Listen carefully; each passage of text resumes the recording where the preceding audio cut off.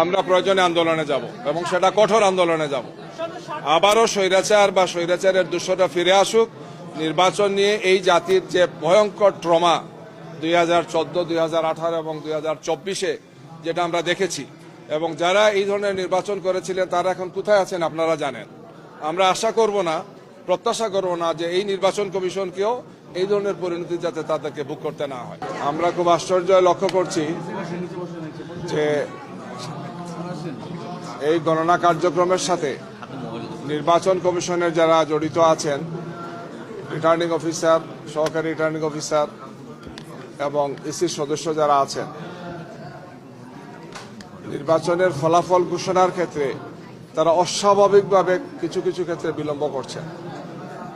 আমাদের শীর্ষ নেতৃবৃন্দের আসনগুলোতে আমরা এজেন্ট যারা ছিলেন সে সমস্ত এজেন্টদের কাছ থেকে আমরা যে সিটটা পেয়েছি সেই সিট অনুযায়ী এটা 8টা থেকে 9টার মধ্যেই রেজাল্ট বা তার ফলাফল ঘোষণা করার কথা, কিন্তু সেটা এখনো হয় নাই।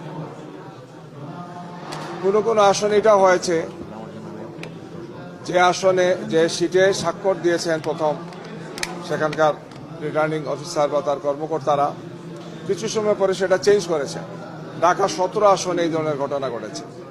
কমপক্ষে 8টি সিটে এই ধরনের তারা পরিবর্তন করেছেন, ওভাররাইটিং করেছেন। কেন চেঞ্জ করেছেন? বলেছেন যে একটু ভুল হয়ে গেছে, এটা সংশোধন করতে হবে।